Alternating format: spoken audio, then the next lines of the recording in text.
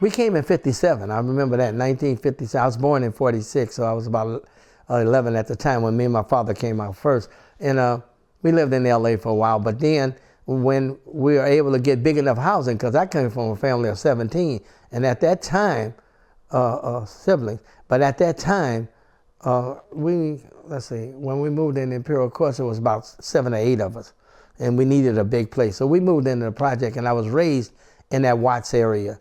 So during that time, you didn't have the street gangs, as you know, then. It was just, they used to call it, matter of fact, I was like 12 or 13, and there was a bigger group. At that time, they were broken down into different areas, different projects. Right. They all claimed, like, the Huns were in Nicholson Garden, we were the Civilians, Orientals, and then Jordan Down Project were the Civilians, and then you had the Farmers in LA. You had all these kind of different clubs. Sure. And the most that we done, this is why when I started getting involved with gangs and all, and started dealing with drive-by shooting, I used to give a little presentation. I used to tell them, hey, we all were caught up with little gang type of warfare, but what I respected about our days in the late 50s, the early 60s, was you fought your enemies. We get on a gym field or something or different places, and you fight as a group or whatever. Right. And you didn't have no guns and all that kind of.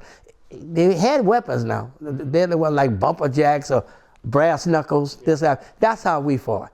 And they were like the Orientals, and our group coming up behind them was like the baby Orientals. Right. So I got caught up in all that stuff, but I didn't get deep in it because, like I said, I was from a large family.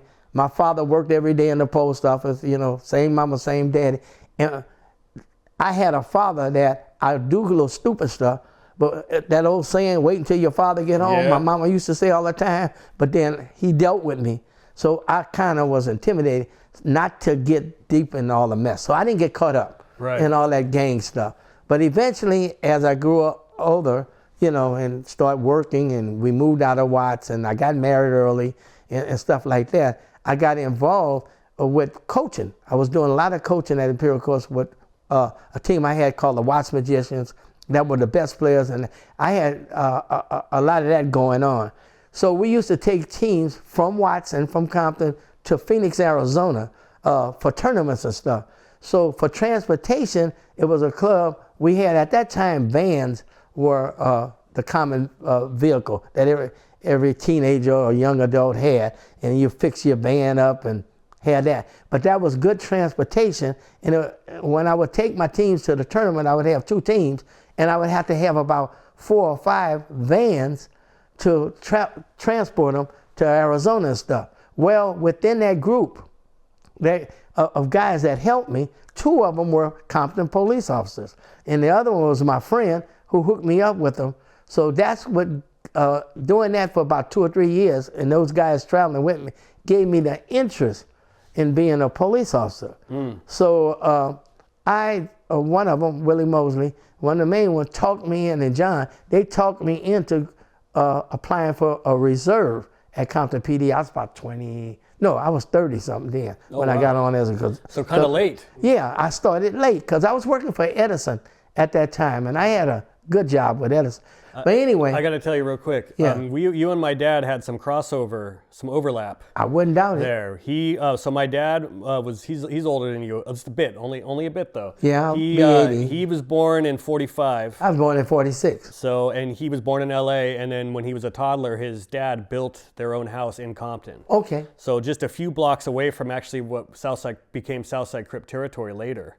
And their house is still there, and it's right at Alondra on Long Beach Boulevard. Gotcha. Elizabeth Street. It's like the first street south of Alondra. When my dad was starting high school, that's when they finally, around 1960 or so, that's when they decided to get him out of there because Dominguez High had just been built. And they considered that the nicer side of town. Right. And then they found out he was going to be going to Compton High instead. That's when his parents was playing like, okay, we're going to leave. We got to get out of here. Moved down to Santa Ana, down to North Orange County. But he said it was rough. But he said the same thing as you, because in the 50s, when he was growing up there, he said nobody shot anybody. But he said we passed knives and chains back and forth in the back of class. Right before they moved away from Compton, down the street, there was a shooting. And that was a rare... occasion, and that was kind of the harbinger. What year was that about? It was around 1960 or so, 60? I would say. Okay. I got on the police department as a reserve in 76. That's when all that gang warfare was starting to kick up. You know, this Crip blood stuff started kicking up. It had started probably about 72, 73, but it wasn't getting any notoriety and wasn't a whole lot of things going on. It wasn't no Crip Piru type of warfare. Right. It was just gangs, these guys taking over. In 79, my brother, who was younger than me, he was 21 at the time, wanted to become Compton Police. And the reason why he did, because my cousin, who was formerly a LAPD captain, had came over to Compton PD as the chief.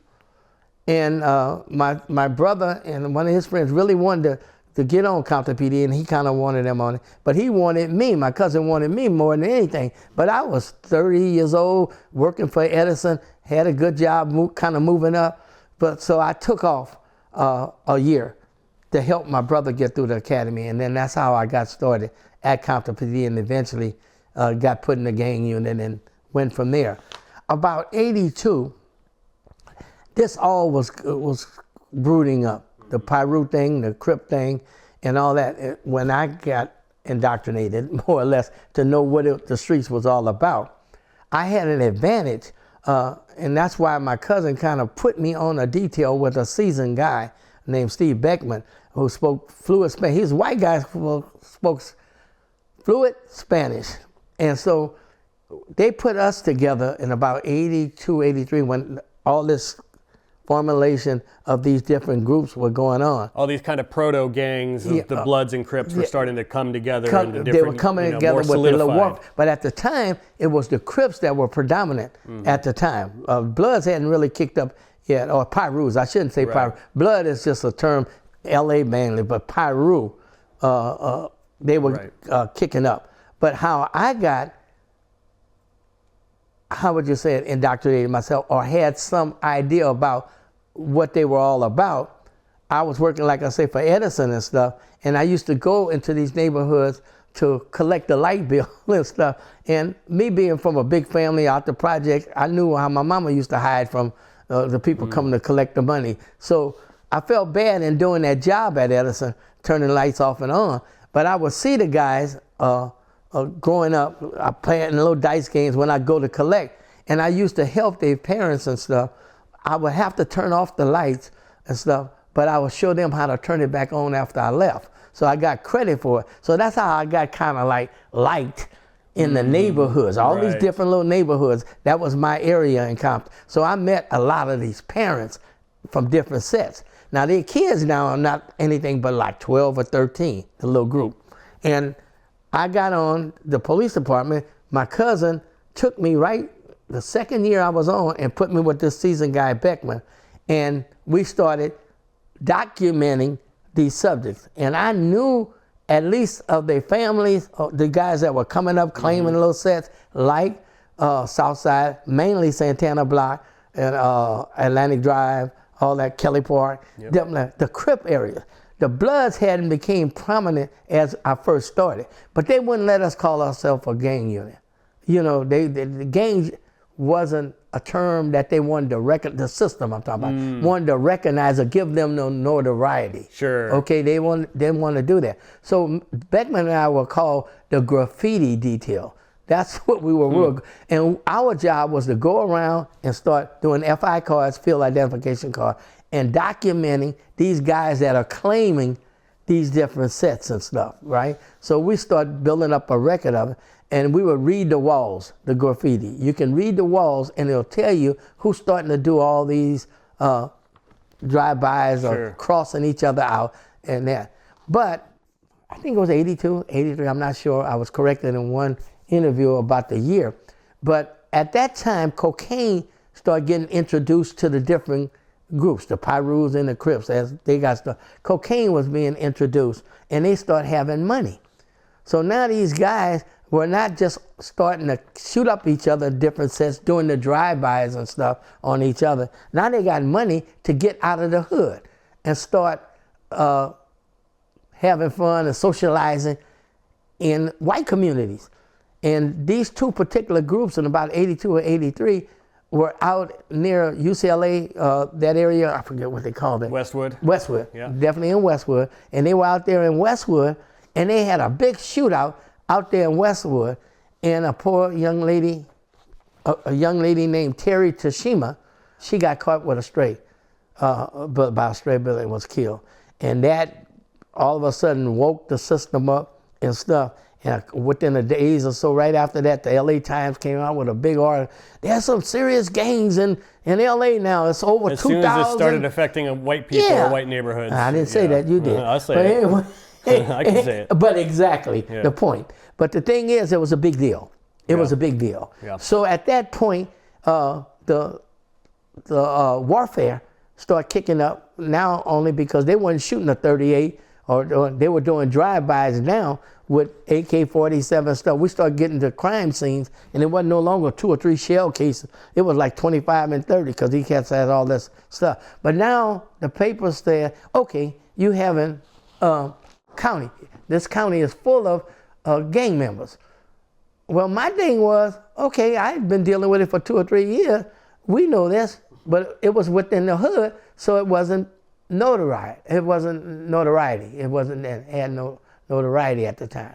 But when Mr. Tashima got killed and stuff, shoot, on our little detail now, we were allowed to call ourselves Compton Gang Unit. We wasn't no longer a graffiti because we had to start dealing with that, and that's when we kind of went from there to that.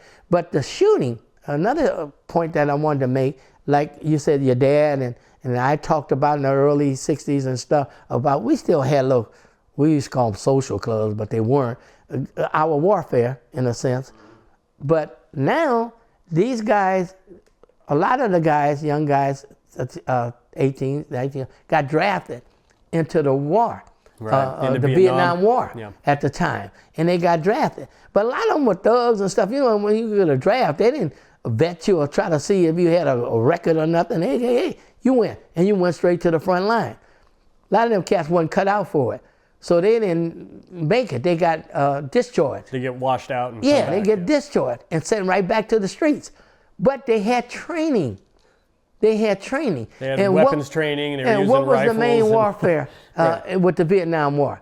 Hit and run. Remember, they were hiding trees. It was snipers. Yeah. That was the main. Snipers and guerrilla warfare. Guerrilla. That was the term I was looking for. Guerrilla warfare was going on. So these guys came back to the hood, some of them, with this mentality. And before you know it, shootings we start experiencing were not just dealing with your enemy straight up. They start doing drive-bys. And all of a sudden now, family members are all caught up in this warfare stuff, you know, shooting up houses, shooting up people's parents and all that. And it got crazy. That's why I used to talk to them and say, y'all cowards really to me, because y'all don't know how to face your enemy. Right. Y'all want to shoot, don't care if you shoot somebody's mama, sister, brother, or dog, you wouldn't care. They kind of like graduated the warfare into all this shooting and stuff. And then God forbid, when the cocaine started going to the gang members and stuff in the street and they had the money, it really, the warfare, because we didn't have any gun laws then, especially on automatic rifles and stuff, AKs and all that kind of stuff. And they were walking right in the Boulevard Auto Parts that sold guns right there on Long Beach Boulevard and buy big old caches full of Buy an weapons. arsenal, yeah. An arsenal. The arsenal were great. So that's how kind of got it doing. Even as early as the late 60s, early 70s, they had the forming of Crips. Crips were dominating Compton because they was in the center. Compton High is blue. You know, they loved it. But they were messing with these other guys that weren't claiming. But they were like on the two, extremes of the city, like on the east side and the west side. So the guys in those little areas, the west side being where Centennial High School was, and the group that first started the Pirus from Piru Street, Sylvester Scott and them cats, they didn't want to be intimidated by these guys. And they would started resisting and fighting these cats at parties and stuff like that. The Crips wasn't totally dominant. These guys were getting their own identity. And so they naturally became Pirus and all that. Well, on the east side, over around Luders Park area, in Dominguez High area, those guys all of a sudden adopted that same mentality, that they weren't going to let these Crips dominate, although it was so many of them, because most of the city was Crip dominating with these groups you're talking about, Kelly Park, all that, so Santana, South Side, all this. So the East Side formulated their little group and started calling themselves Ludus Park, because mainly the guys that went to Domingos was from Ludus. But you start getting little sets according to streets, little sets, rather than a main group. You start getting it on the East Side, like Hollywood and Fruittown, not Fruittown, but Hollywood and Lime Hood and different little groups of Ludus Park and all that. So they were the predominantly on the East. On the West, it was groups on the West Side, Campanella Park and I'm starting to forget some of the names. Yeah, but they were over there. And that's when the clashes started and had all these serious homicides with all these serious shootings. After about 5, 6, 7, 8 years of all this warfare, this really killing, and then, we finally was addressing it a lot, because right after the Cold War ended, in that late period, all of a sudden we started getting some help.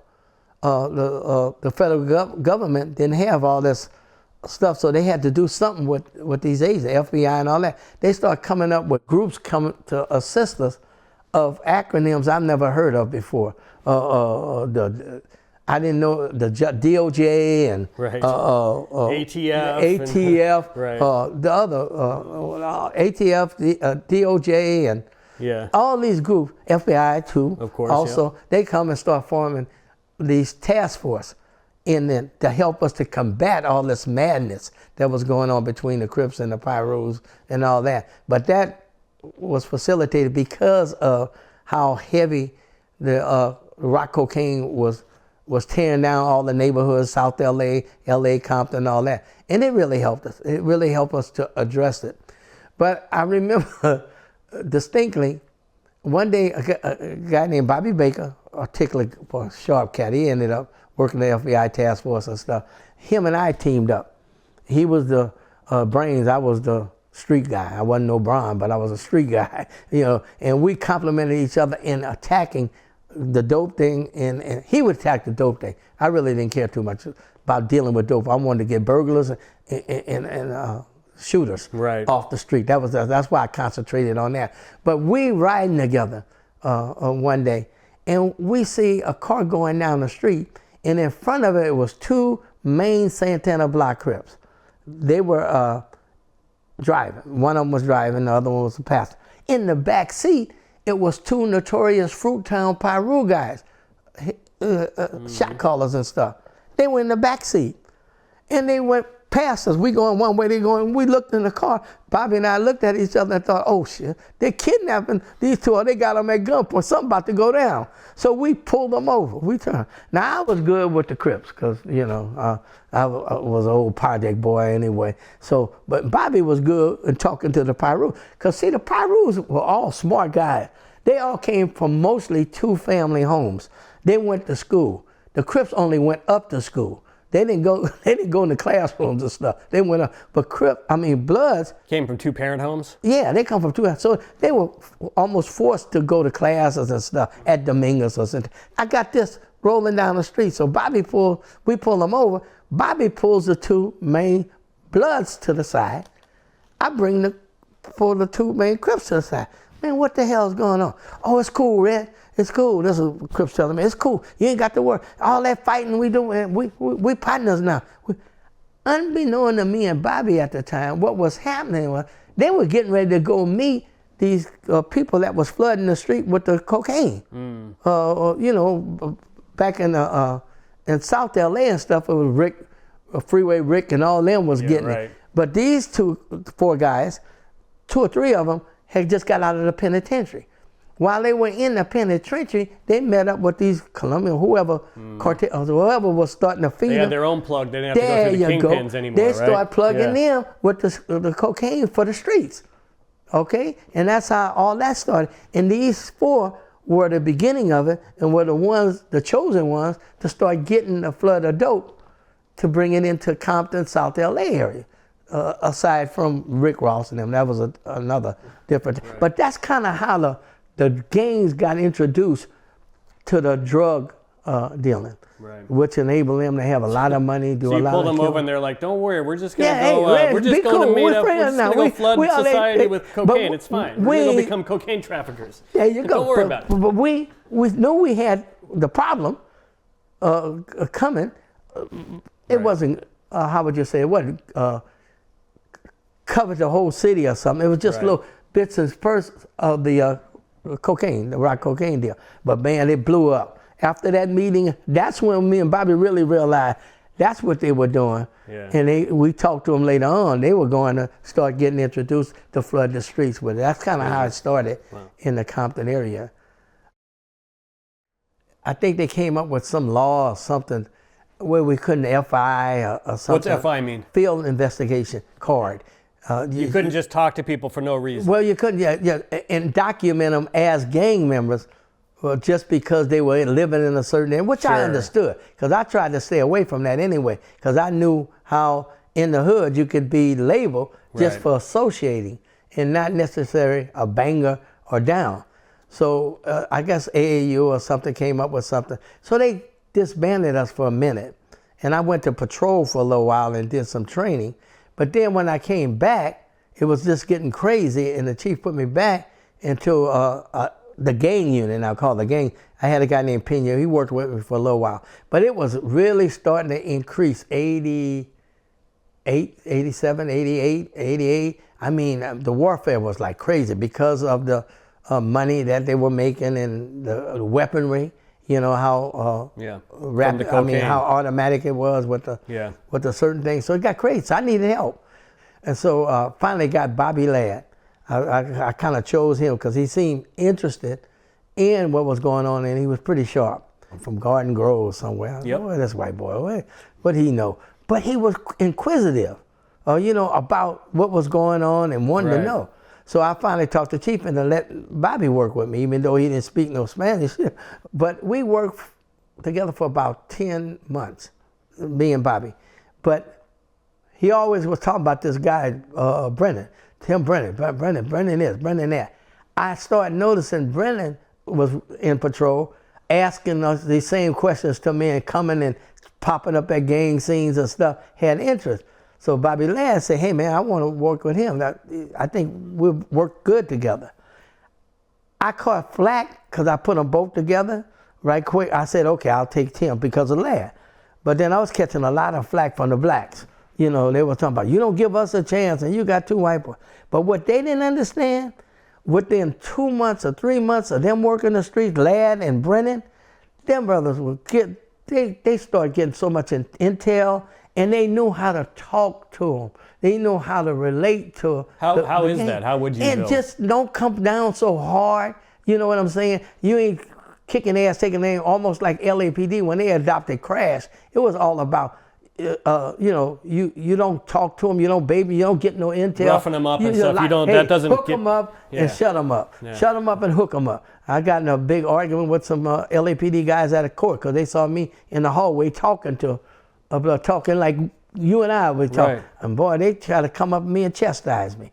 But that was their philosophy of dealing with it. Yeah. But they community outreach, what they might call. Exactly. But it's relating a little bit.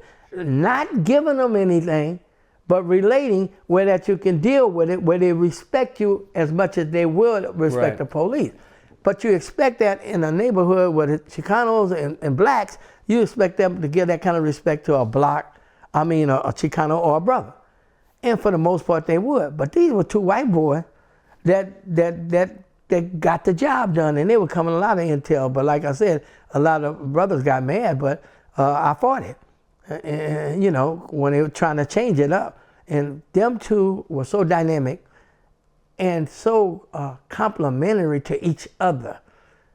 Bobby is the easygoing, a little more laid back type, but direct and intellectual person. Tim was like me. On fire, your hair on fire. Everything is like, you see me talking, that's how me and him were. My only interaction with Tim Brennan, he hung up on me. I swear, he was a group call with me and him and Bobby. It was like a Zoom, and just like 5 minutes into the call, Tim was just like, "I'm out of here," and he like just left me and Bobby to talk to each other. And Bobby's kind of like, and Bobby's the more chill, definitely way more chill and affable. And, yeah. Tim was just like, that. But talking about God for rest in peace, Yeah. But a brain thing to take him out, he had a brain. Talking about a writer. I mean, can't nobody write reports like Tim Brown. I call them my two soul sons, my illegitimate white kids. I mean, I took to them because they made me. Them two, as far as the streets, intels, solving cases, and it'll be right there for me. I got out there and I had a philosophy that they adopted, and it worked for them, and it worked for all of us. So those were two of the best things that ever happened to a gang unit in Compton. Those two things, not things, people. What are some reasons that a gang member would become an informant? Obviously, he's in a jam, needs to give information, get out of a jam, but are there other reasons that, because sometimes informants would just call up Ladd and Brennan and give them information for, you know what I mean? Just, hey, this is going on. What was the reason? Because they always owed them. A lot of them cats that would call them and they work them, and they got along so well together because they didn't lie to guys, they didn't abuse them. You know how some cops get what they want, then all of a sudden they discard. Drop them, yeah. They wasn't like that. They kept them on the hook, and eventually cats that didn't have a direct involvement on something they would be working, Bobby and Brennan, the other guys that just know about it or got the street information on it would share it with Bobby and them. When you say guys would for no reason just call them and tell them information, I always term that snitching. Right. And that's how I got so many confessions and stuff like that of guys involved with other people. I would tell them, hey man, snitching is when you just call up and just start talking and rattling about something you have not. But if you caught in a bind or you about to get jammed up or whatever, and you want to at least get the record straight, that's what you need to do. That ain't snitching. When I interviewed Ladd, he mentioned that that they went over to the McDonald's house a lot, where Mob James and Bountry and them were, and that's where they always were. And he said they were regulars over there, go there to talk. In the garage, they turned that garage in the back into like a party house. If you wanted to find a Mile Piru, you go there. Not so much looters. Some looters cats would come. So detached garage in the back became like a little party shack. Yeah, there you go. It was a party. And that's when Suge started hanging with them. Because Suge, played football and all that. Then until he started getting into that record stuff, that he started hanging with Pirus, with James and them. Because he wasn't no banger, never was. He was a big dude, but he wasn't no banger. Right. I stayed on top of him a lot because my mama and daddy and a couple of my sisters lived in the house 2 doors from them. So I made sure it wasn't nothing crazy coming from there over to the house, which eventually did. We got my sister and them out of here when they shot this dude, and he ended up on the porch of my mama and them house. Well, what happened? The dude that was supposed to be responsible for killing Vincent Buchanan, and he was showing the tape or something at a bunch of them house. Well, he eventually got shot. Them guys caught up with him right there near Bountry and them house, and he ran the 2 doors over and shot and fell on a thing. That's what got my family out of there right there. So that was the last straw. Yeah, that was it. My sister who was living there said, The next thing I know, they moved to Hemet. they got away from it, out. which was good. But I'm saying prior to that, for about James and them growing up from about 14 up until 20-something, they lived next door to Mama. And they took care of my mama and dad. They looked out for my daddy, and Mama. And all them Pirus did, because they knew that was my family and stuff. So I had no qualms. And by myself, walk in the back where they were smoking their weed, whatever they doing, and dealing with who I wanted to do, or pull out who I wanted to pull out. That was common. Did you have any interaction with any of the NWA guys, Dre and Eazy-E and them? Where I met them and started dealing with them was Alonzo Williams, who started the Wrecking Crew with Dre and all of them, who first formed them, used to give record hops and stuff. And they first, I think they started at the bowling alley doing the record hops or something next door Woodley Look. But then they moved over to Doodles. Doodles So doing was like shows? I'm sorry? Doing like shows. Shows, yeah, there you go. They would do it at things with entertainers, up and coming rappers. That's when rapping really started building up with the hip hop stuff.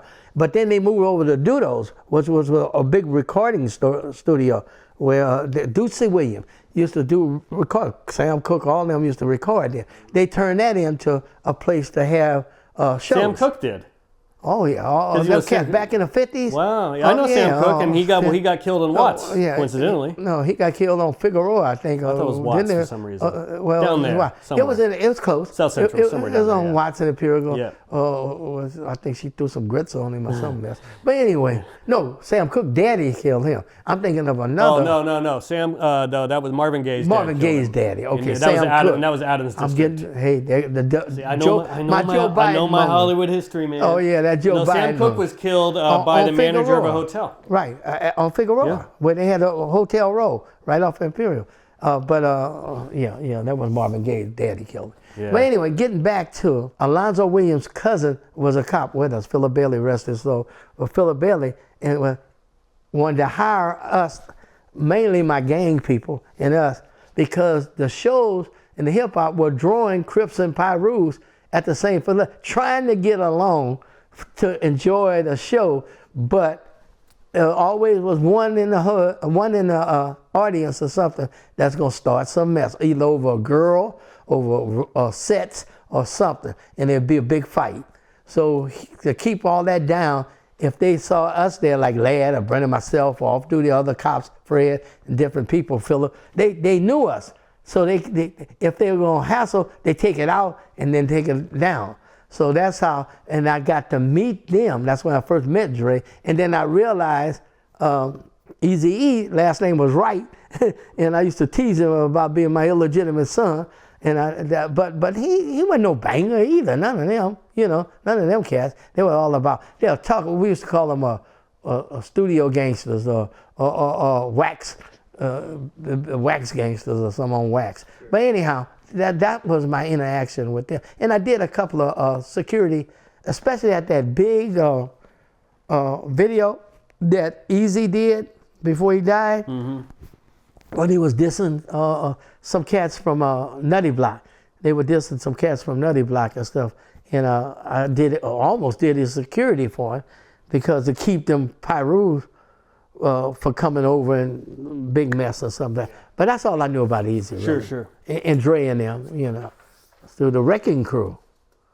Yep. When they did, NWA did that Fuck the Police and all that, cops didn't like the idea. Nope. My local cops, my co-worker cops didn't like us, dealing with them, but they didn't understand. Because of Fuck the Police? Yeah. Because why are you helping them? How can you be talking to them? They talking about Fuck the Police. Yeah, they studio banging. They whack. But I had to deal with them and keep them from killing each other.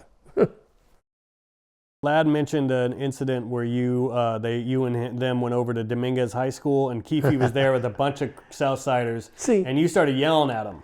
I remember seeing him at a basketball game in Dominguez High School.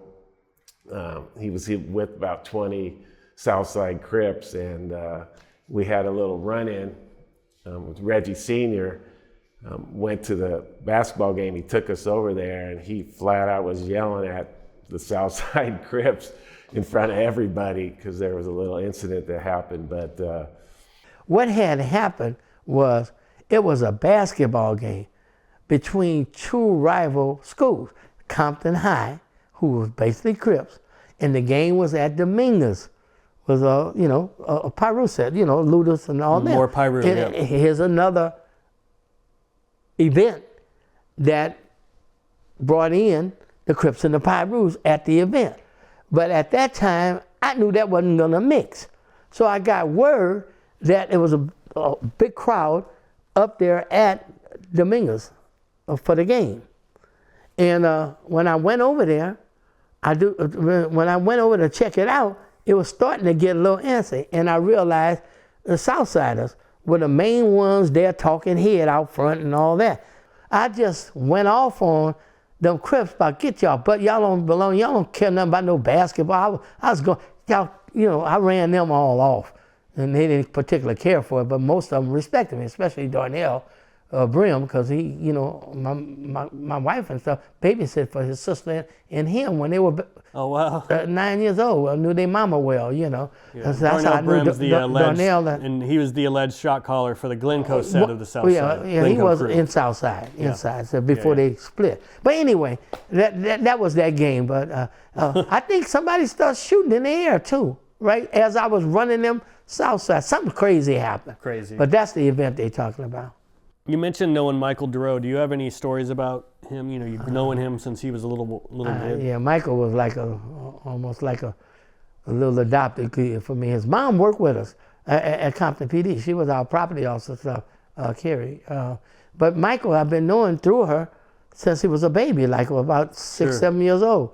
And used to, you know, buy candy, do stuff for Mike. So he always grew up respecting me a lot, and he still till to the day, and I do him. So I always had the utmost respect for him, for Michael. Owl, they call him Owl, and his daddy. His daddy was notorious, but Michael Duro Sr. Yeah, oh yeah, shit. Michael Duro was top dog in the penitentiary. What happened with? Can you tell people the story about what happened to his dad? Because his dad's in serving life too. His dad, I can't recall the exact incident, but I know Michael Duro. It was so coincident. He had another son. Almost Michael's age, named Michael also, so from Nicholson Garden, that was a blood, Michael Duro. I heard about that. There's 2 brothers named Michael. Yeah, but almost the same age. Yeah. You know, and the system used to get them all mixed up when one of them, because both of them wasn't no joke, because they daddy. BGF, I mean, Mike still called it Duro, Senior, still calling shots, but Mike did all kind of crazy stuff. I think he went down for a shooting, a shotgun shooting or something, or on the robbery or something the last time. But he always was cool with me. Every time I see him, when he get in and out doing, because he knew I took care of Mike, like, you know, really looked out for Mike. He knew that. So when I see Mike, if he come over to see Carrie or something, it was like, hey, Reg, how you doing? And I knew he was a shot calling stuff, but, you know. That's someone like Duro, you you know their family. You kind of try to take them under your wing. How do they end up in the life? Because the life is so overwhelming, it's so intimidating. I don't know to say exactly what caused them to do. I don't know if they get, like I said, overwhelmed or intimidated by the gang culture or whatever. I just don't know. Some of it, I just think it's just part of them accepting it as that's what they're supposed to do. However, they still can give certain people the respect, especially if you're on the other side of the fence, being in the law enforcement. Like me, they still did that and all, but I wasn't gonna keep them away. I didn't have that type of influence to keep them away, because that culture was just so overwhelming for these kind of cats. I can name 4 or 5 Michael Duros that I kind of really took real good and look out for. James and Timmy, all them James, 3. Timmy Rue, yeah, James and Timmy. Hey, if you're wrong, and they'll tell you, if you did something and you need to go to jail, especially a shooting or something, Reggie Wright Sr. gonna put you in jail. And they respect that. Believe it or not, gang members respect how you come at them. Right. No matter what they do. If you come at them and treat them like they're a person, you'll get the utmost respect out of them. And that's kind of the way I got along with them and stuff. You mentioned also that you knew DeAndre Smith's family, Big Dre. Big Dre's dad, I knew of because of my Edison days, and then eventually on the police department. Did you know DeAndre Smith much? Not much. Only I always used to tease him and call him Lurch, because he was so darn big, and he was like Orlando's, we would call him his bodyguard, because he was quiet. He wasn't no boisterous cat, but he wasn't nobody to mess with. He you know, he's like big and muscle and. He was like 6 foot. He was like 6'6" and he was heavy a big set. one, Yeah, but built and no fat, but not a butthole. I mean, you know, when you encounter him and talk. Now Orlando talk all the shit, but Big Dre is like a typical bodyguard. Interesting. Yeah. That kind of explains why Dre was supposedly with Orlando when they went after Albert Webb together. There you go. And they're both armed. Oh, he was there with him. Yeah. You ain't gonna go to, you know, even though it's Crip on Crip, you know, stuff, they still were having their little wars, you know. And Orlando wasn't gonna go nowhere without Dre, not in a different set. Not that Orlando would be scared or anything. No, but he took his bodyguard with him, and I guess it worked out that day. Because I'm sure it was something that Webb or one of his homies, something they did. I don't think they went over there to shoot nobody. Because it was a party. Right. It was a party, and that happened.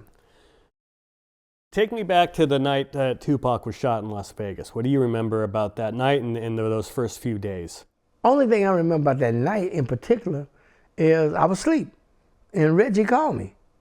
I knew they were out there, and I knew earlier that Suge was opening a club called 662, which is MOB on your telephone.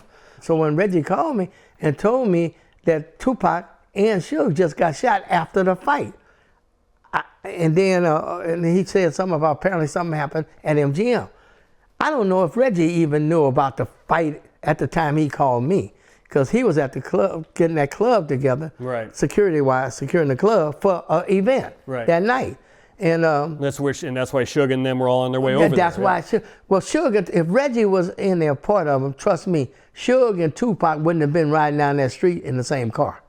You don't do that. That's security 101. They can get together afterwards or whatever, or at least two people would have been in there. They wouldn't have been exposed like that, especially right after something went down. Yeah. Their security that Reggie had should have told, but they wasn't Reggie, so they couldn't tell Suge what to do. Frank Alexander or just wasn't in a place to tell him. Yeah, they couldn't tell. No, you're not going to do this. And Reggie calls me and tell me Suge and Tupac just got shot on the boulevard. I go, what? Is he dead? You know, what's happening? Sure, I thought, no, he said, no, I'm at the hospital. Tupac is in bad shape. I don't know if but Suge is not injured that badly. He's conscious. I said, call me back later. I know. So right then, I'm a little concerned about what's going on. Apparently that night, Orlando was by himself walking through the halls or something, and Trayvon supposed to saw Orlando, what I was hearing, and pointed out as that's the guy who snatched my chain and whoop-de-whoop-a-whoop. And Tupac, now whether he whispered to him or told him, but at some point, he might not even, I don't know what Trayvon told you, he may not even be talking to Tupac. He just overheard it. Yeah, says, hey, that's the guy. And Tupac heard it. And they tell me Tupac was trying to be down and prove all that. He's the first one to take off toward Trayvon. So naturally, they got to, catch up with him. Catch up back. And Suge at some point, but they went in there and got into the scuffle and did their thing, and Bountry and all them got involved. And anytime you get something involving a gang member that severe, because they whooped his butt.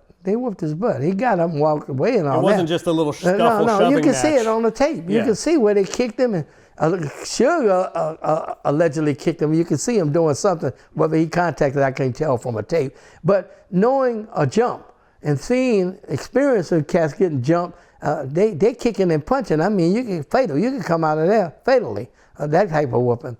But you get your butt whooped like that, and you are a shooter yourself, and you're not no punk. You're gonna retaliate somehow. You're gonna get somebody. You're gonna do something, and that's why it wasn't hard for Orlando to get up from there. Don't talk to no security police, because I understand he didn't make no report or anything. He wanted to get out of there. That's so he can get to his people. Right. He's not looking for an arrest. No, sure. They don't believe in arrest. They believe in you handle your business, and you don't tell on the others. That's the overall mentality. Okay, it don't always happen that way. Some guys get weak and they'll tell or whatever. That's what happened exactly. And he sure enough went right straight to Keefy D, as Keefy D talked about, came back and told them, and they secured a weapon and they went hunting. Matter of fact, as the story tells, and I kind of heard streetwise later, after a while, that they did Southside come around the club. Because I always wonder, why didn't they wait till the club? But I think it was so urgent, like as you said, the mentality, I know where they're gonna be later, but the hell with that, why can't we find them now? Or we going there. Right. You know what I'm saying? I think they even went there. That's the mentality. You got to do something. And I bet you Orlando was hot about it. And yeah, Corey what Edwards gave a great interview for, I think it was an A&E program years ago about the murder, and he said he saw Orlando right after he got beat up, and Orlando's already talking about going to get revenge. And Corey tried to tell him, hey, you know, calm down. no, wait, we can handle this later when we get back home. And Orlando Anderson said, if it was you, would you want to wait? And Corey was like, well, I get your point. I was like, man, look, we can catch up with all this when we get back in Compton, you know? And Lane looked at me and said, dog, if it was you, you wouldn't want to wait till we got home. And when he said that, I was like, you right. Whatever happened in that video was going to be responded to. Most definitely. And Yeah, well, that's the mentality all the way. And you know, some other little associate gang member, part of a get whooped like that, okay, you get whooped, they'll see you when they see you. But no, you know, he had to show his strength.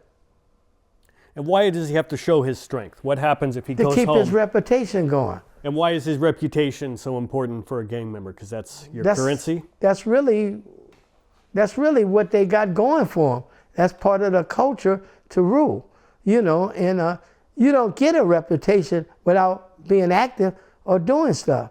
So once you start being active and stuff, it's in you, it's part of you, it's part of your culture. Right. And that's Orlando Anderson.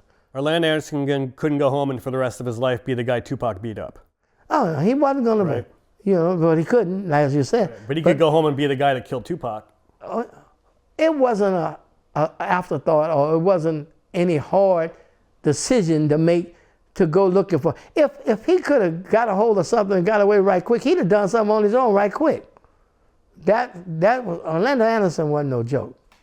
Yeah. Because he had put in work. He had already put in work. Yeah. Yeah, not the first shooting he was suspected of, and not the last shooting. Probably wasn't the first body on him, because you remember there was the web thing and all that. There's there's a couple other potentials in the case files for him too. What's the old saying? If you kill somebody, kill him. Why? It ain't hard to kill the next person. You don't already kill. Yeah. You know what's hard about that? Taking somebody's life. That's the sad part of. Yeah, the case files. There's Albert Webb, which is the one most people know about. There's another one where he really matched the description of the shooter pretty well, and there's another one where he supposedly shot at someone and they survived and identified. In Compton? Yeah, in and around Compton. Yeah, one of them. One of them was more like I know the he West was LA known, area, but he was known there. Yep. You know, I'm certain after the shooting, Orlando felt a great form of relief. Excited about the fact that, hey, I did what I had to do. You know, and if anything came up in the hood or elsewhere or what, you see what happened to the AMF. You know what I'm saying? Yeah, he might have jumped me, but I got the last blow.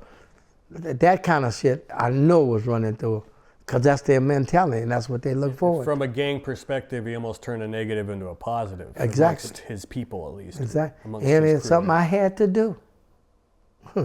Something I had to do.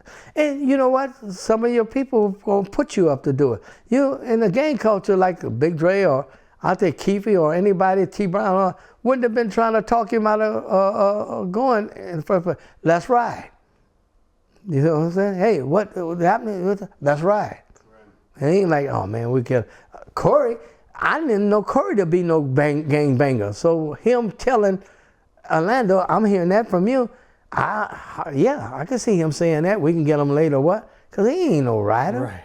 A rider would have, hey, dog, let's go. That's the first opportunity we can get. And sure enough, according to Keefe, Corey Edwards was freaking out in the van on the way over. Yeah, Corey, they gonna kill him, dog. You know that motherfucker. We stopped at the liquor store.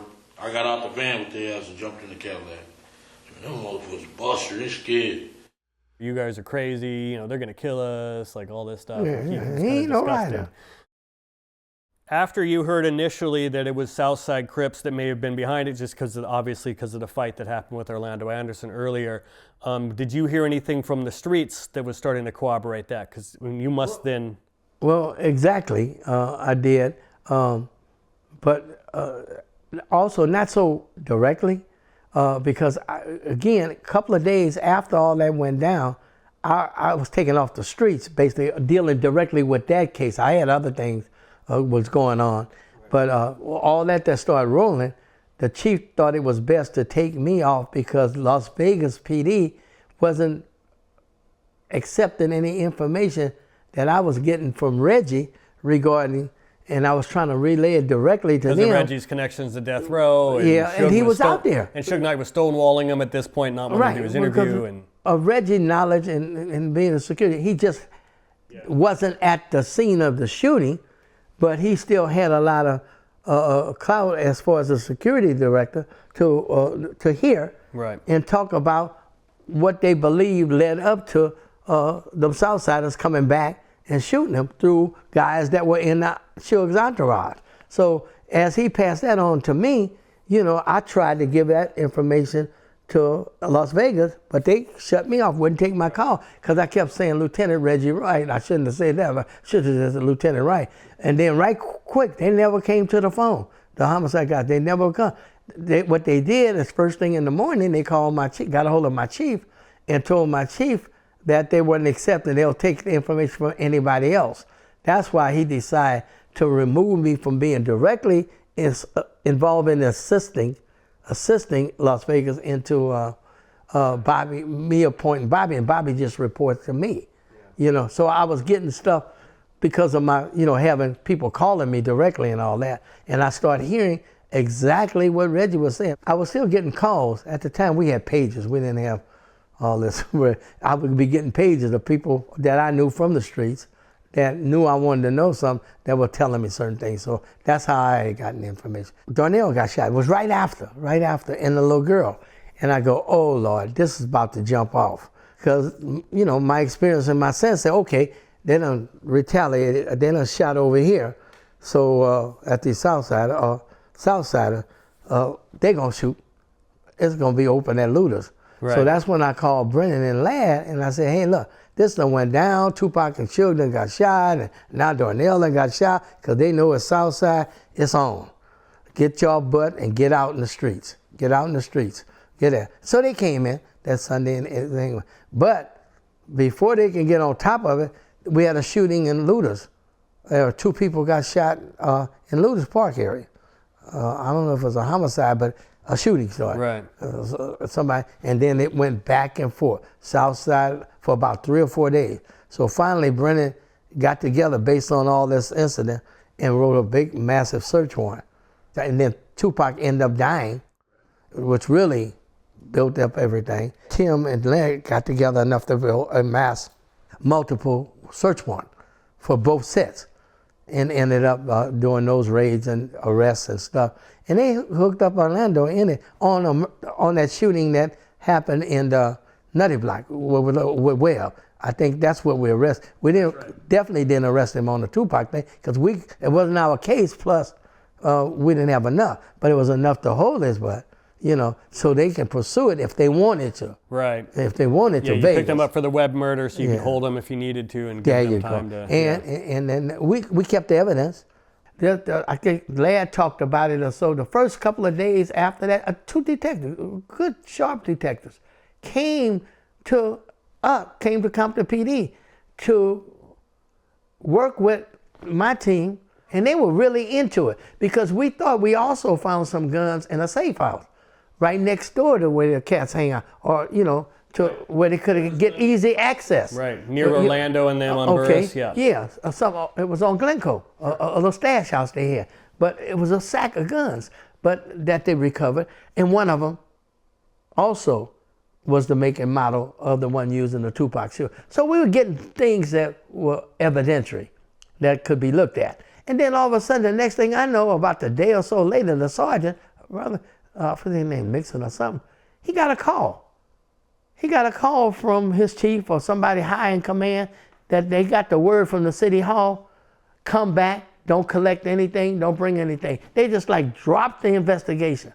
The reasoning we surmised behind that was, first of all, that shooting occurred right in the middle of Darnell, Vegas. You remember the cop that was a council person or something, was reserve on the bike. This was hot. It was starting to get a lot of attention. Then you got one of the biggest rappers to die as a result of it. If you make an arrest on something like that, especially cat, what was that going to do? bring a lot of press and a lot of notoriety to Las Vegas regarding that, and it was turning family oriented. They didn't want that in the city because blacks shooting up, two black gang members from LA shooting up each other. We don't need that. I think that's what the determination was. And they told them, come back. The detectives were mad, you know, because Right, they it want to was solve a the case. solvable case. Yeah, no, it was a solvable case. City politicians. Hey, you don't bring that. I mean, it got above the chief. I think even the DA's office wasn't happy. Why you think sure. the DA, the current DA, recent DA, picked up on it quick when they got some additional, when fools started running his mouth, Right. you know, and talked his way in. Oh, wow. You know, because they always want to solve that. Yep. They won't want to solve that. You know what I'm saying? That's big. That's international. Right. And they just shooting. Okay, but getting back to it, if those detectives that was first out here, I don't know if they're still alive or whatever, but if them guys was out here, boy, they would jump on it to take that up quick. Yeah. But they wanted to solve it. Yeah. But Yeah, anyway. some of them are still around. Some of the original guys, like you thought- Becker, okay. I mean, they're retired now. But Right, yeah, of like course. Becker's still alive, I think, but retired. And Okay, yeah, but I bet you they were on it. They knew Orlando had something to do with it, that's for sure. Well, I remember that particular day that they had the shooting. We were on the real light. I think we just got out of briefing or the day started, the evening started, 4 or 5 o'clock in the evening. And I was on the real light talking to Brendan Ladd and them, my crew, talking to them. And we heard gunshots. Pow, pow, pow. Coming from over in the direction by the school. See, we think in the school because it's over by Compton High. And we go, wow, somebody's shooting over at the school. As we were saying that, the dispatch, because we all had hand radio, was dispatching, hey, gunshot victims at the car wash, Rod's Car Wash, Alondra in Orlando. And I go, wow. So I jumped in my car. I had one of them cars with bells and whistles on it and all that everybody kind of knew. I remember me taking off first. I'm heading toward Alondra because the scene is Alondra in Orlando. So I'm going to fly down Willowbrook to go there. As I'm flying, I got my bells and whistles on because I know it's victims down. So I'm flying down and all of a sudden I see a guy out in the street. It turned out to be Michael flagging me down. Michael Duro. He knows my car. You know, everybody, the gang members, they know.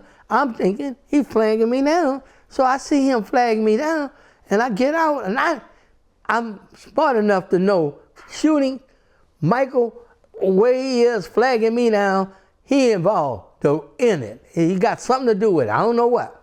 Maybe shooting. But anyway, I grab him, I get out the car, say, Mike. He said, Rez, they shot Lando. I grabbed him, I hooked him up right quick. Pat him, made sure he ain't well. And I stood him here. Man, they shot Lando. I'm with Lando. He was in the car, in the passenger side, kind of hanging out. I just looked at him quick. I just saw a lot of blood. I didn't even see the part of the body. I just knew he was bleeding. And to me, he looked like he was dead, to tell you the truth, because he couldn't respond. And I didn't say anything to him, because I just wanted to get paramedics there quick, get to the scene, right? So once I had somebody to take care of him and all that, I took off to the scene. By that time, other cops, because Brendan Ladd rode off the lot with me, so a lot of us are showing up right there at that scene. Because we haven't got there yet. Some cops went, but we there, dealing with Michael. I remember just giving Michael to somebody. I don't even know who it was, one of the cops. Said, take him to the station. I said, Mike, I'll be there to talk to you. I got to go see what's going on. And they took him away. That's the last I seen of him then. That's when I know Ray, that story about Ray getting on the rig. Or Ray Richardson. Yeah, Ray Cameo. Richardson, Big Ray, cameo. I can call him that because he had that hairstyle. But anyway, Ray, I could see him talking to Orlando on the gurney, saying something to Orlando, you know, because I realized he wasn't dead, because when I went and checked on him, and we called paramedics, he was alive, but they tried to do something at the scene, and then they put him on a gurney, and Ray talking to him, really questioning him about who killed Tupac, because Ray wasn't that interested in, I'm sure, wasn't that interested in who shot you there. We always looking at him, since he was dead, we could clear that one right quick. And I'm sure that was Ray's thinking. I never talked to Ray directly about it. But he asked him, did you kill Tupac? And he said, fuck you, cameo. Yeah. Which would have been beautiful if we could have got that out, because it would have probably held up, you know, to do that. What do you think about one of the last things Orlando Anderson ever heard was, "Did you kill Tupac?" and basically being asked about that? Well, that happened with somebody else too I was involved with that said, "Go fuck yourself." Well, Tupac said the same thing. Oh, Tupac said it to that cop that was on the bicycle. Yeah. Told him. I said, but you know what it reminded me of? See, I'm an old sort. Your dad probably could tell you. Old James Cagney movie. Okay. James Cagney was an old gangster back in the day. At first, he was all humble and talking and all that, you know, and probably told the cops in the back room what his crime was. But when they was taking him to the gas chamber, instead of being remorseful, and was like going to the gas chamber, fuck y'all, fuck all y'all, and, you know. You waiting me, screw? What's your face? It'll be the last face you see, big shot, and it'll be the laughing at you. Don't get near me now, I'll spit in your eye again. Edward, stand back. The whole point was they had to go down hard. You wasn't gonna die snitching or talking or like a punk. Right. You know, you go down hard. And I guess that's their way of going down hard. Tupac and two notorious ass wannabe. Tupac was a wannabe gangster. Orlando Anderson was a gangster that killed him, I believe. I takes off and I go to the scene. And then the scene is hectic.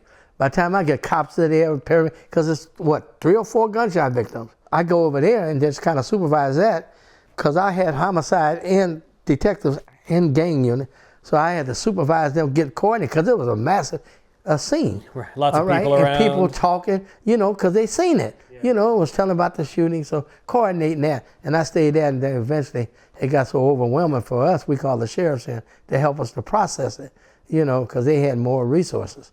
And I remember that. Do you remember what the witnesses were saying? That they were shooting somebody in a car, some guys was in a car, that started shooting at these guys because they were just hanging around the front getting their car washed. The Stones were, yeah. Yeah, Michael the Stones and Jerry, somebody else. It was 2 Stones. Yeah, and Daniel Smith is supposedly the third guy. Some other guy. So I know it was they were there just talking, which was common at that car wash. Rob Car Wash used to have all them cats from hoods because they had them slicked out cars, and he did a great job, you know, on hand washing and all that. So there was always some one set come over or something like that, arguments or nothing else. Sure. But Rob wasn't he was known from the hood. Rob was connected some kind with a car wash owner. That's how he bought that car wash. That they respected him in his business. Right. So they didn't feud that much at Rob Car Wash. You didn't go up there to fight. Yeah. Because Rob, you end up having to fight Rob and his people. So anyway, but I guess homeboy, it all started with Orlando getting to a hamburger at Mom's, was right directly across the street, the famous hamburger stand that he was, but he was by himself. He saw them cats over there, you know, knowing that one of them, Stone or somebody, owed some money for some dope they bought. So he was gonna collect or play the enforcer, but he apparently decided not to do it by himself, because Michael's mama told me this directly. Michael had just got out the hospital, Duro, and he had a bag, a closet or something, and he was over his grandmother's house over there on South Side, over his grandma, and Keefe, Lord, Orlando, went over and got him and said, man, you gotta go with me. Why was Duro in the hospital from? I don't know what the heck. I don't know if he probably got shot. I don't even know what he was. He could have had an appendectomy or something. Yeah, I don't know. Sure. But he had some kind of injury. I don't know what the heck. Till the day I hadn't asked. But he went. You know, Mike gonna ride. That's his dog. I mean, they used to be in a stroller together like twins. Seriously, they were brought up like that. Them two. That's how close they were. Orlando Their and Duro mothers were friends, and they were like brothers, really. So now he said, "Hey, man, what he gonna do?" So you know, Michael swear later that he didn't know what Orlando gonna do, but that's the tale. But they ended up going there, and apparently got involved. You know, parked to the side. Now, I'm hearing for later that they argued first and all that. The way I got it that day, or was hearing it from people who were saying that they just got out, Orlando got out, walked up to him and started shooting, but them cats were ready too, and a shooting ensued.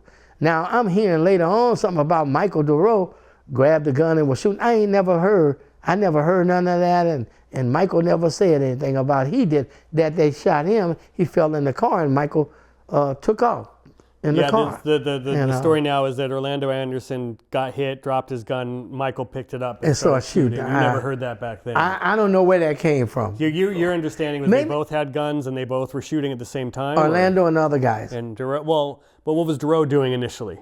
I never heard nothing until court time came up, or later on people started talking about Michael, because I couldn't understand. I thought Michael had just went down for the felony murder rule.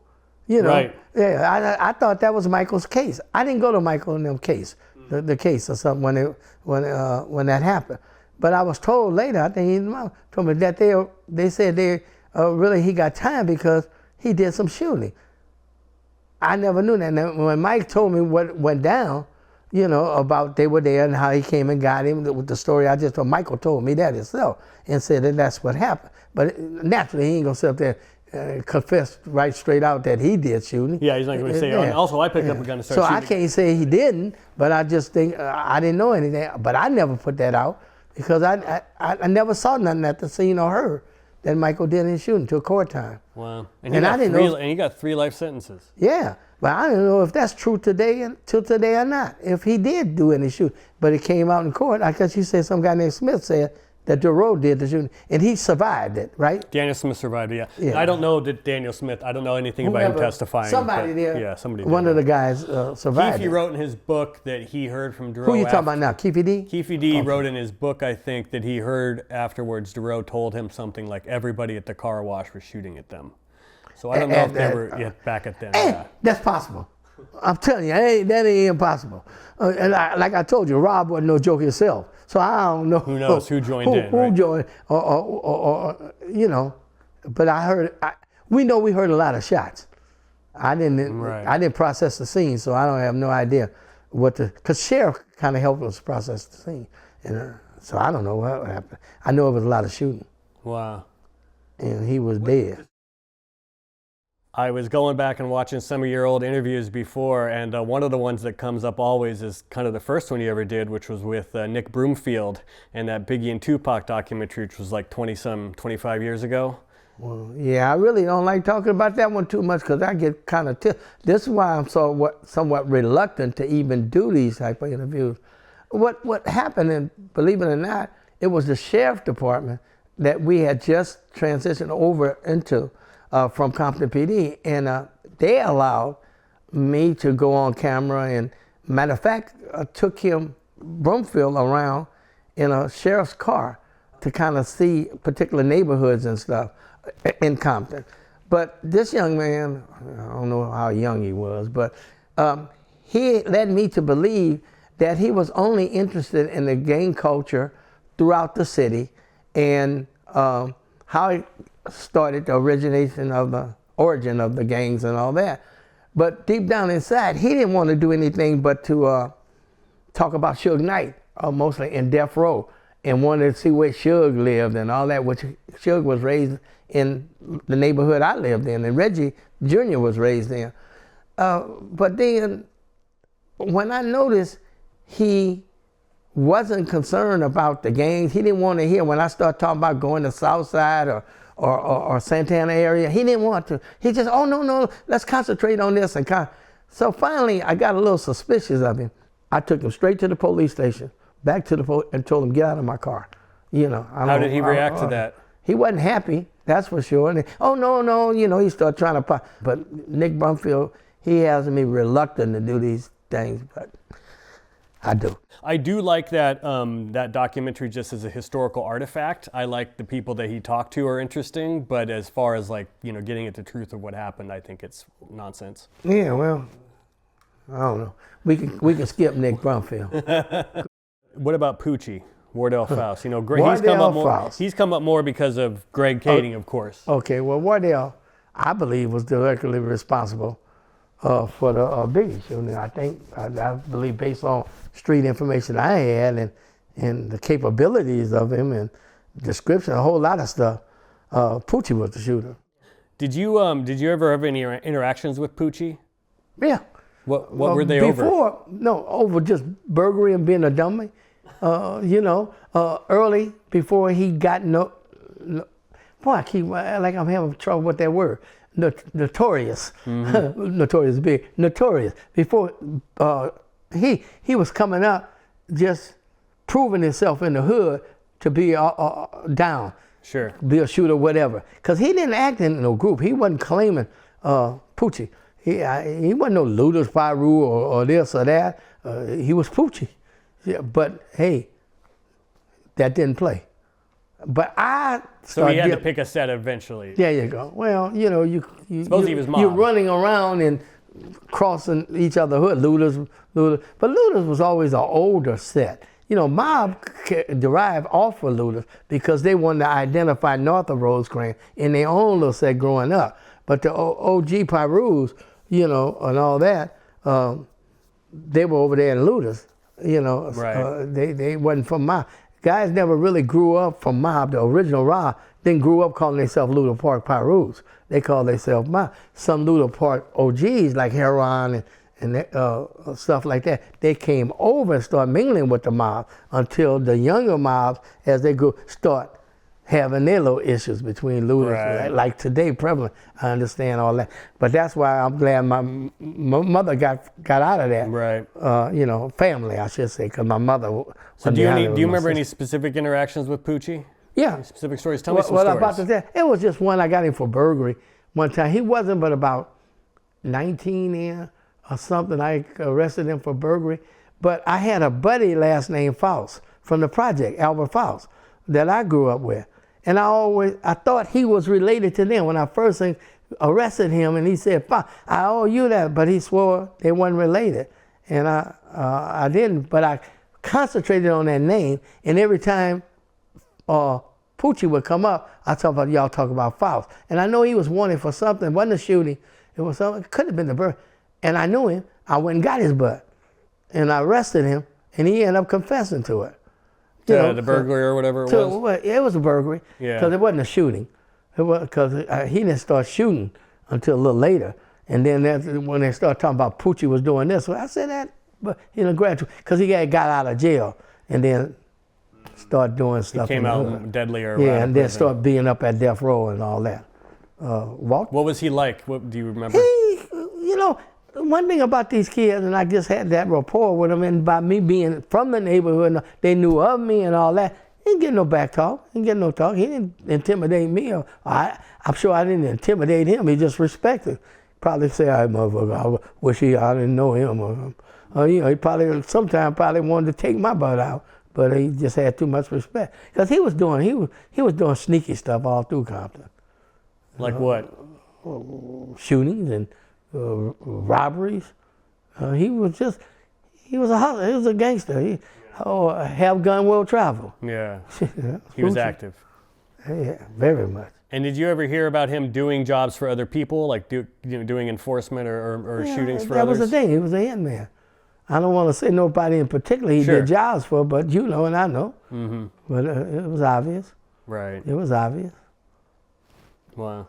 And I'm not like don't want to talk or do all that. It's just so much of that is behind me and long time, and they don't do me no good. Or they know. I had guys who are grandfathers now and calling me about people talking about back in the day when they were this and that.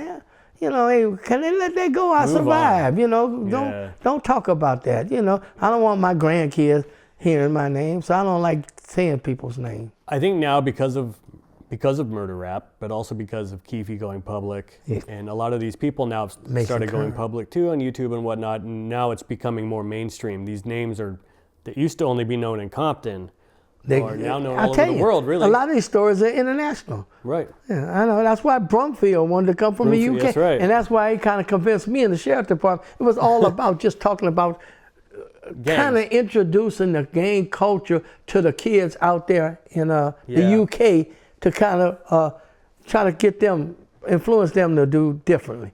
And man, he had a bit of intention about what was going on in Compton, other than Suge Knight and Death Row. Right. And you get some outsider like that come in, doesn't know the story well, doesn't know the players well. He's easy for him to fall for a whatever theory he's told. where he doesn't understand the background. Yeah, exactly. Whatever he's told, right? There you go. Yeah. It was just all kind of crazy theories going about.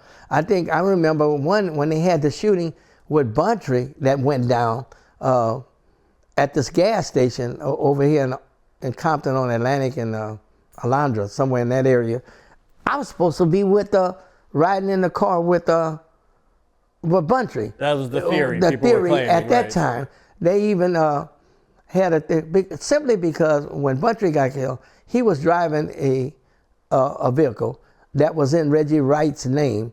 That Your son. My son. But it said Reggie Wright, didn't say junior or senior. It was in Reggie Wright's name. And quite frankly, Suge and Reggie at that point was kind of breaking up their relationship. And Reggie was trying to get that Tahoe back that Bountry was driving because it was in Reggie's name, not Death Row's name. Right, even though it was like a death row vehicle. It was a death row vehicle. I mean, Suge had paid for it and everything. Reggie just People realize a lot of the cars that the death row gangsters and obviously artists as well were driving around were technically owned by death row. Well, things like that was going on. But on that particular incident and shooting that day when Bountry got killed, allegedly it was a passenger with Bountry. Bountry was out pumping the gas or something when this group who I'm familiar with was accused. I think they were arrested on it. I'm not even sure. But they was involved in it, you know. You say a group, I mean, you don't have to name names. A couple of guys from Pirus. Well, one guy was a known hit shooter from, at that time, he used to work for Death Row, but he wasn't working with Death Row, but he was from Looters. And then the other guy was from Fruitown. Pirus, they got after Bountry. So one of them was in the car with him, you said? No, and someone else pulled up? There was another guy in the car with Bountry when Bountry got shot. When they ran the vehicle, ran the plate, and it came back to Reginald Wright, they thought it was me in the car with Bountry for some reason. And I guess they were running with that theory for a minute. And all of a sudden they called the station to the captain and says, hey, apparently Lieutenant Wright, I was a lieutenant at the time working at Twin Towers on graveyard shift. And Twin Towers is the jail LA in downtown County LA. Sheriff, Kind of, yeah, LA County so Sheriff far away facility. From Compton. Yeah, but the whole thing is when the shooting went down and Bountry got shot, whoever that passenger was ran from the vehicle. And so when the police got there, when the sheriffs got there and started investigating the homicide, so a witness or somebody told them it was someone with that victim, and they ran from the vehicle. When they ran the plates and found out it was registered to Reginald Wright, that particular deputy or sergeant realized that my name was Reginald Wright and I was a lieutenant.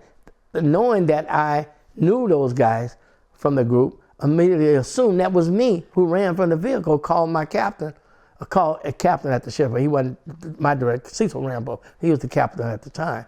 And called Cecil and told him that apparently Reggie Wright was in this vehicle and he ran from the scene, it's registered to him, the whole thing. So then the reason they're thinking that is because Bountry's name's Alton McDonald. Right. He's not the registered owner of the vehicle. Right. They were looking for somebody that ran off. It must be the guy that owns the car, must be the guy that ran away. Yes, who sir. else? That's exactly. a natural assumption. And that being Reginald Wright, they didn't know about my son, Junie, at the time, the particular deputies on the scene. They thinking, oh, Reginald Wright, that's familiar. Lieutenant Reginald Wright. So that's must obviously or apparently it's him that ran. So they called the captain at the sheriff's station, Rambo, to tell him that they believe, or at least a vehicle registered in my name is at the scene of this homicide with Alton McDonald. They knew he was a Piru at the time. I guess they found out somehow. But anyhow, Cecil Rambo called me at home. He says, you okay? Good. He says, you own a Tahoe? I say, wait a minute. Hold on, what's going on? And that's when he told me it was a homicide at the scene. It was a victim at the scene, and the people there are trying to see if that's you, the vehicle registered to you. I said, no, see, that vehicle is registered to Reginald Wright Jr. It may not have Jr. on there, but I ain't been nowhere. I just got off of work. I'm going to sleep. I'm in Chino Hills now. Which is way out there. Which is, way away from the scene. And he's calling me within an hour of the detectives starting the investigation. So anyway, he knows it. Cecil know me. So he, well, what about your son? I said, yeah, I said, there is a car. And I told him about the circumstances of the car being registered to Reggie Jr., but I'm pretty sure Reginald Wright is, I'm sure Junior, I call him Junior. I said, so Junior wasn't in that truck because they're not getting along. He's been trying to find Bountry to take the car back because he it shouldn't be in his name, you know. So anyway, long story short, he told me to call the sergeant at the scene. I called this lady. And then the minute she started interrogating me like I was the one. Mm-hmm. And I go, lady, you know, I've been at home sleep. You know, I worked graveyard shift. Well, who else could, who's the vehicle registered? I said, my son, Reginald Wright Jr. She said, well, he could be the one who ran from this vehicle. I said, no, because him and Bountry at this time not getting along. I'm sure he wasn't with Bountry. I asked her, I said, what's the description of the guy that ran? And she said, oh, the usual. I go, lady, what? I said, what the hell is the usual? I asked the sergeant. I'm a lieutenant, so I wasn't intimidated by her. So she said, you know, he's about anywhere from 5'10" to 6 feet maybe, and about 180, 190. I said, yeah, that is the usual. But my son ain't the usual. I said he couldn't run from a scene.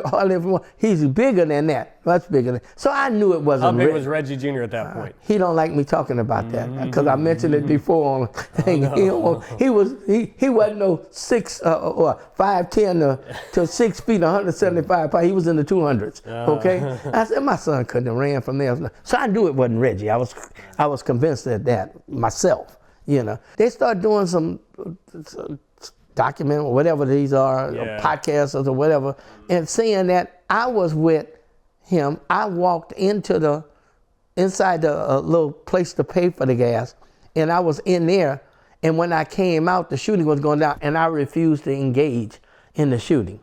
Well, I wouldn't have been scared to shoot at no goddamn body. I was trained to shoot in a situation that I need to. That wasn't me. I said, that's ridiculous, you know. So what is the theory about why Bountry was killed? It was something that had gone down where a guy had did some shooting or something. That's Buchanan. See, you got to remember, we're talking about stuff happened over 30 years ago. It was related to V. Buchanan, who had been murdered. Right. So at this point, there was infighting starting to happen between the different Pirus sets that were around death row over various deals that had nothing to do with death row. Yeah, really. Some guys that used to work for a guy who used to work for Suge at death row. He had teamed up with some Fruitown guys that were big dope dealers and stuff. And this young man, Buchanan, who was a victimized, he was found in the middle of the street over by the cemetery off of Greenleaf Boulevard, and he was handcuffed. But at some point, the guys that were involved in it had filmed torturing Buchanan prior to dropping him off, just dumping him off over there by the cemetery on that street. And apparently they had a film of it, and they were at one day over Bountry's house looking at it. Some of the guys were looking at it, and that word got back to Buchanan's friends, and they allegedly was mad at Bountry or wanted to get at Bountry for entertaining that, figuring he had something to do with it. So I guess they hunted him down for a while and caught him over there at the gas station, and that's when they shot him while he was pumping gas. I don't know if the sheriff department ever found out who was the guy that ran from the vehicle. I think the streets knew who it was and talked about it, but I don't even know how that situation. But I just mentioned all that to talk about some of the theories that Russell Poole used to come up with, because he ran with that as well. So Shaheed Muhammad was close with Suge. He was a big guy in Nation of Islam in L.A., and he was also described by some as a known enforcer. Oh yeah, as well. He was a big dude. But let me tell you, he didn't start. He's from Compton. They had a temple, a mosque, or something right there on Palmer, right there near Long Beach Boulevard. And Shaheed eventually rose to one of the top ministers or something there. So FOI is the fruit of Islam. He had them right at his beck and command. Shaheed had a lot of juice. But I, again, knew him prior to him getting all that for coming up, and he always had a lot of respect for me. And because I remember stuff used to, when they first started having in the mosque, stuff used to go down because they wouldn't let the police go in there. You had to have a warrant. You can't come in there and worship or do no mess, or definitely bring no guns in there. Reggie Wright Sr. can get away with that. And I used to go in there for certain things, and he'd tell him in a minute. You know, I was cool. That's how me and Shaheed were. And then when he started dealing with Suge, and then Reggie was dealing with him too, and some things was going on, I had to intercede to get Shaheed to acquiesce to certain things or get some, or how would you say What was Shaheed doing with Suge? He was a real powerful guy. I'm sorry? What was Shaheed doing with Suge? I don't know if he did some work for Suge or something, because Suge had his little, I used to call them Reggie and them the good cops and the little hood guys, the bad cops. You know, as far as the division in Pirus were the bad cops. Yeah. But anyway, but Shaheed also had power and connections in the music industry with Universal and my man that Jimmy Iovine and all them. Yeah. I believe, I'm not for certain of that he mediated some differences in that realm. With Interscope. With Interscope and all that for Suge, on Suge's behalf and stuff like that. That's how Shaheed got it. But if something jumped off in the hood between gang members, he had that type of clout, or the Muslim FOIs, Fruit of Islam or whatever, under Shaheed's direction, can resolve a lot or initiate a lot. Mm-hmm. That's Shaheed. Rest is all. Good dude. I really liked him. Yeah, he was, there's conflicting information. He was supposedly, I believe this, he was supposedly at the Peterson Museum that night. Oh, okay. And there were some Muslims doing security also. I don't know that he was there in any security capacity, but there were some of the security people were because Muslims some people dressed had up in hired. I think South Side, or not South Side, what's their name? Puffy and them. Bad Boy had hired some of them. Well, Bad Boy had some conflicts with Nation of Islam. In fact, the night behind before, what though? That's the question. There's a disagreement over, or people don't really know what the conflict was, but there was a conflict backstage at the award show the night before Biggie was killed, and it was something about he was disrespecting the brothers in the East. Let me offer a theory based on what I know and know how the two sets work and stuff. I bet you it was over some money that Diddy didn't want to pay, or not necessarily Diddy, but some of his groups or something that needed, because they didn't always come out with Diddy. Diddy and Biggie didn't come out that much, but them other boys, I don't know what they call them. Sure. They used to come out and do it. That's why the thing was that Corey and Southside had so much connection with Corey Diddy Edwards. Because when they come here, they would go right to the people that didn't like Suge, the group or the set, the set for that matter. And that's why they would hire them. And I'm just, now that you got me reflecting on it, my theory would have been they didn't pay up. Interesting. And you don't mess with the Muslims like that. Shaheed, he's just kind of one of these interesting characters that kind of floats around in the background of this story and pops up every once in a while. And well, you can have power, but don't have to be seen as much, or to be flaunting it. Sure. Sure. It's like when people talk about Keefe D, he was in the background a lot because he didn't need to be when he was big, powerful. He had soldiers. Guy. Yeah. See, and Shaheed had soldiers, real soldiers, that could do. But the Muslims didn't get, they kept low, because they didn't like to be in law enforcement's eye anyway. They were trained that way. That's the way they were trained. It seems like you've mentioned Las Vegas police being wary of working with you because of your son's connection to death row. You mentioned your own department having to take you off that part of the case.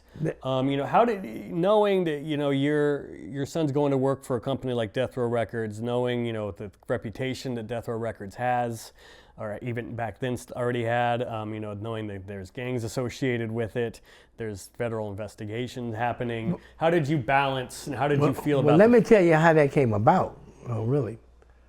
Suge reached out to me through Reggie, because, they grew up together, lived, same Friday, work, all that. Suge reached out to Reggie because a lot was going down and stuff in his group. He was really thriving in the death row business stuff, but it was a lot of chaos and stuff going on within. And he wanted me to quit my job, basically me, and run his security, be in charge. So he had Reggie to set up a meeting with me, and we met right there in Compton on Long Beach Boulevard at this restaurant. I met with Suge, and that's when Suge told me, said, hey man, you know, all this is going on and this, I want you to run my security. I mean, I can pay you this. And I said, Suge, first of all, no way would I be interested in that kind of job. I am after most of them guys you got working with you are up there working. I said, I'm working cases on them and I'm putting their behinds in jail, which I was. There were several of them. I put a couple of cases on. I said, that won't work. I said, but I know a guy, and it was a lieutenant that working with us that he knew through family that had a business with another guy. They had a security business, and Suge knew of him. And I said, you need to talk to him, and maybe he'll do that, you know, through his security. Now, Reggie had was starting a security guard at that time, right way. Reggie sitting up there listening to me tell Suge all that and propping up this other agency. So I told Suge, that's it, I'll get with you later. He got off. But when we left, Reggie was hot at me. Reggie had just been involved in the accident and stuff and was laboring with a busted ankle or something, was about to retire anyway and start his own business. Yeah. And he goes, why did you turn that down from Suge? I could have ran that and whoop-de-whoop and do that. And I said, first of all, we don't deal, I can't get involved in nothing, and you shouldn't get involved because of what they're doing. It just don't work. And that's why you shouldn't do it. I left it alone. About 3 weeks later or a month later, I heard that these guys were getting ready to, Suge and them, Death Row was getting ready to go to New York or go somewhere, and a bunch of Compton cops, off-duty cops was going, and Reggie was part of it. And that's when I confronted him and go, man, what are you doing? You know, why y'all doing that? Well, I got to start my business, and I got it going, and Suge going to hire me, my business, Right Way Protection they call. And that's how he got it. But at that time, Reggie's, what, 30-something years old, 35, 34. He's about to retire, trying to start a business. He knows Suge. I knew he wasn't going to do anything crazy with him. So I left it alone. And sure enough, it kind of worked out, you know. And that's when I started knowing that he was getting them out, keeping Suge out of a lot of shit. And Suge didn't even share crazy shit. He would make sure Reggie didn't know it. And it worked out. It worked out for a while. You know, so that's how I kind of balanced it. But if I thought Reggie was getting involved in some of that mess, the crooked ones, I mean the hood cops, I call them the hood cops. The hood cops were doing the Piru gangsters. Yeah, Heron and all them. They were on all them cats. If I knew James, if he was doing that, participating in that, then I'd kind of cut it. But it affected me, what he was doing and all. It affected me in my job because when we went over to the sheriff's department, they had a problem hiring me because informants, them cluckheads and stuff, was trying to tell them I was helping running Death Row. They were getting me mixed up with Reggie. I was doing this. Right. I was doing that. And the sheriff department didn't know. So they had to investigate me thoroughly before they hired me. I was almost one of the last one to get hired from Compton to go to the sheriff because of that theories they had about me. So that's how I kind of dealt with it. It's the only time I fired a weapon. All the years dealing with all the crazies I dealt with, God was good, and having guns pulled on me and stuff, but not knowing who I was because I'm playing clothes and didn't shoot. I had 2 real incidents that were interesting. I was a training officer for a period, for about a couple of years, for in and out of gangs. I was a training officer, and I had a trainee on the first day of his with me, and that guy was a smoker. We fresh out of briefing, and we get this gunshot victim call on a street called Golden Street over in Long Beach, which was near where I live, over there in mob area. So we rolled to that call, gunshot victim, but it didn't seem real serious. It's like the gunshot just survived a wound or something, but nothing, serious. So we got there. I was taught by one of my training officers never to park at a scene, right? Your car anywhere in front of the scene. Park down the street or around or something and walk up to that chaotic scene. I'd be darned if that didn't work out for us. Me and my trainee got out of the car, 4:30, 5 o'clock in the evening, daylight, crowd out in front of the apartment building. A lot of people out because there's a gunshot victim. Shot in the arm and stuff, sitting on the curb, family, people around him, crowd out there. And so we come around the corner, me and Donnie, and this is his first thing. He rolled into a gunshot victim, his first call as a trainee. And I walked up to the crowd near the victim and saw somebody there. I said, who saw that? Ain't too many people gonna say they saw it, the shooting. They just nosy. And so one girl told me, say, yeah, we were out front here, and all of a sudden this car come by, because he out front selling dope. He said, all of a sudden this car come by and just started shooting at us and shot him and went that way. Pointed away. It was going around the corner where I parked, right? So I'm thinking the shooters went that way. We got helicopters at this time. But as she said that, I said, well, what's the description of the car? She pointed down the street toward Long Beach Boulevard, and here's a car coming. She said, just like that one. That looked like the car, because it's a distance away, because we're on the other end of the street, and the car is slowly coming toward us, right? And then as they got a little closer, and I'm looking at the car, I could see the passenger, a gun out of the window, like he's ready to shoot, right? And we got the crowd in front, paramedics still there, treating the guy. So I hollered, down, everybody get down, gun. And as the car was passing us, I laid out prone, because everybody hit the ground. I don't know what my trainee was doing, but I know afterwards he smoked about a pack of cigarettes. But anyway, the car just slowly rolled by. And my no shooting butt, as the car rolled by, I'm trying to shoot. I fired about 4 rounds at the car, at the shooter in the car. I don't think I hit nothing, okay? But because they kept going, they made the turn on Short Street right where my car was parked around that corner. I ran, I said, get up, made him run with me because the car was going around the corner and I shot it. I jumped in our police car, not knowing where they are. I can't see them as I get in the car, but the helicopter spotted it because I put it out on the radio and they followed the car. They say, call my unit number and say, we got your car. Your car is now turning onto Long Beach Boulevard from that street and turning right, going toward the shopping center, Sears and all that over there. And right between the little parking lot, you can drive right straight through the parking lot and go to the back street, which is Bullis Road. And a street that it runs into is Pine. Guess who lives on Pine, right off of Bullis Road, right off of Pine? Wow, me. That's where I live, right in there. Because remember I told you, Reggie was raised in Mob area and lived there on Pine. The car is heading through the parking, between heading down Pine. Now I'm calling for backup, in the helicopter, for people to follow me. So now we got almost like a Sugarland Express behind me, with all cars, because all the cops are lined up behind me as I'm following this car going across Bullis Road. As it's going across, now I turn on, because I got backup.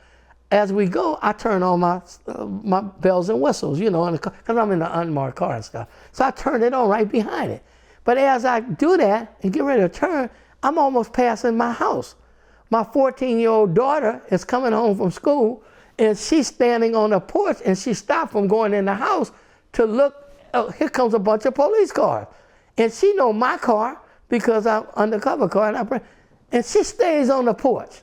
And as the car go past the house and I'm passing, I'm hollering at her, go in the house. And then, I don't know what happened, but the guy driving, the driver of the car, there was 2 of them in the car, right as they got to my intersection and crossed the street, they pulled over right quick. Yeah. And so naturally we stopped and I'm, 2 houses, my house was 2 houses back. My daughter standing on the porch, she was been able to see all of this, right? So we prone up doing a felony stop. My field sergeant, Rick Baker, with his crazy butt, instead of staying behind the car, Rick runs up to the passenger side of the car, just runs up and grabs the door open and snatches the guy out, the car, the passenger, and opened the glove compartment and got gun, so he noticed the gun. I wasn't gonna approach at first until Rick did that and so grabbed the guy. Now I'm the front, I got to approach the car on the driver's side. So now I go carefully approach it, and this guy is leaning his head almost like out the window like, and he's bleeding at the head. No, it was the other side, because he was laying, and I could see blood just on his head. And I go, oh my God, I think I shot him. You know, remember the shooting and I shot. I said, shoot. I called for paramedics over there and said, gunshot victim. So I put out to a sergeant, roll another supervisor, and said, we have a officer-involved shooting. I'm shaking still. My kid just there. All this is going on right where I live and stuff. We done got the cars out of the car. Paramedics is working on the guy and stuff. And I'm still nervous waiting for Baker, the other sergeant, to come over to interview me, take my gun to do a whole shot. And all of a sudden, Larry, the paramedic, who I know real well, knew I was shaking up and stuff. He came to the back of the car where I was standing. He said, Reggie, what's wrong? I said, man, how bad is he? Because I'm thinking he shot in the head. He said, ain't nothing wrong with that fool. That ain't nothing but glass. All this. Apparently, we hit the windshield, something in the car, some glass, and the glass got on him and was bleeding and stuff. And I don't know if that's why he stopped, but that's all he had was a flesh wound from the glass. That's the scariest moment I ever had. I involved in the shooting, you know, think I shot the guys. The guys came back to shoot people they shot.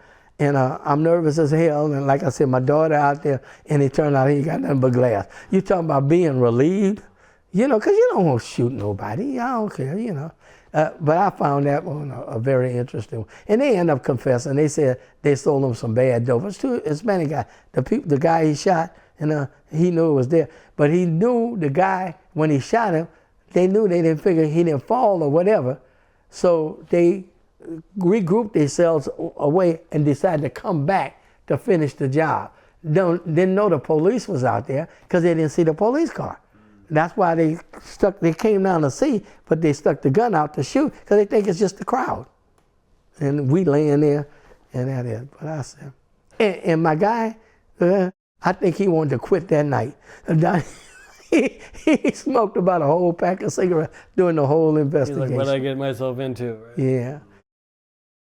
Another trainee I got with me that couldn't believe what was going on with these guys. We ride through the hood. I got a trainee on patrol now, T.O., and we go over to check on the Luda Park pirates that hang around the park and stuff, all around there. So they sell dope right on the corner, and this guy, he sits on a plug right on the corner of Bradfield. But he'd be sitting on a plug all the time, waiting for cars to come by, the fire plug, so he can sell them dope. And I know that's what he does. So I come down the street, and he's sitting his butt on there, him and another dude standing beside him. And I don't want to really deal with it. I just want to scare him. So I said, man, get your butt off of that fire plug and get off of this corner selling that dope. If I come back here and you here, I'm arresting you behind. I hollered at him, you know, just talking. I turned the corner, and I started going up toward the park to go around to check the cats out over on the other side of the park, and left them there. I would say 4 to 5 minutes after, because by the time I'm driving, slow patrolling, going around, I hear about a gunshot, like a shotgun. Pow, pow, from that area. Because I told him, I told him, I said, get off of that plug before somebody come by here and shoot your butt off the plug. I be there, like I said, 4 or 5 minutes, I get around on the other side of the park, pow, pow. Gunshot victim, Saunders and Bradfield. That little trainee, there was another trainee, he had been on for, he looked at me and he said, you think they shot him? I turn on the lights, I get around there right quick, and sure enough, he got blasted off of that fire plug, laying there. He died. And so as soon as I get around there, I'm the first unit because I'm right there. Crowds start coming out and stuff. And the little cat that was standing with him when I told him, get off that plug before somebody come and shoot him, he started hollering. Because there was a few minutes in between. He started hollering as he was laying on the ground and the crowd was coming around. Reggie, you sent somebody around here to shoot him. You knew he was going to get shot. He was coming on me real hard, and the crowd was starting like looking crazy. But my little niece, and she a shot caller in the area, she came out and she told him, Y'all ain't, ain't nobody doing nothing to my uncle. He told him to get his ass off of that thing. He just got shot. He ain't shot him or nothing. But she had seen the car of the dude who, they got out the car. This one dude parked right almost in front of the house on the other interstate, other part of the interstate. They parked. He got out of the car, walked up to him on that plug, and boom, and shot him off. Got back in the car and took off. They were from your area, Kelly Park, this cat. Interesting. So I had an idea what it was. Brendan and Ladd put out a description of the car. I didn't know what area he was from, but Brendan and Ladd picked it up, headed over that way, and sure enough, they found the car. They had abandoned the car right there in Kelly Park by the time they got over, but they found the described car. We found shell casing and stuff. I guess he must have dumped it. We found some live rounds in the car. So we knew it was the car. It was a stolen car. And they shot his butt off of it. But here's the good kicker to it. A lady who saw them ditch the car, lived right on the corner of the house, that car we were impounding. So she come out and she tell either Brendan or Ladd, what did they do? I know they did something because they ain't nothing but some little crooks. And she said, one of them was y'all police lady son. I go, what? Because Evelyn, who was our sergeant, Malachi lived on the street where all the houses, I forget, right there your dad would know in Kelly Park, Atlantic Drive. Real nice house, judges and everybody lived there. So she said her son got out of that car with another guy. And so when she said that, I knew who she was talking about, and I knew the son. And I knew the son was running around with Kelly Park, right? And so I went looking for him, him later. And then I found out and I made him tell me, and he told me what happened. Naturally, he played the role. Hey, we were riding down the street and something, and what he did, and he said the guy's name, I forgot his street name, but he was a gangster from Kelly Park. He said, homeboy had disrespected his sister earlier up at Dominguez, and he called her whores and slapped her and did something, but he was known from Ludus Park. And so he said what was his name? Brown. His last name was Brown. He said he went to retaliate, get him for beating up his sister. And that's why he shot him. And he gave me his name and the whole shit. And so I said, I'll be goddamn. So anyway, I got a hold of, I made her the sergeant bring him to me, and he told it all to us and stuff. But I had to arrest him, and I used it because he did the old line. I didn't know what he was gonna do. He told me to take him somewhere, but I didn't even know he had a gun in my car. I didn't even know he had a shotgun, and he just got out the car and shot him, and I got scared, and I drove back. Some lie, I may not be getting it all straight, because it wasn't his car. He was driving, and it was bull. But it gave him enough to kind of work with him to end up testifying against the guy and all that. So anyway, long story short, the guy split. He knew I was looking for him, the shooter. He left town. He went to some Podunk city down south somewhere. I don't know where. So anyway, I get a picture of him because I got his name and stuff, the shooter, and he had a gang file on it.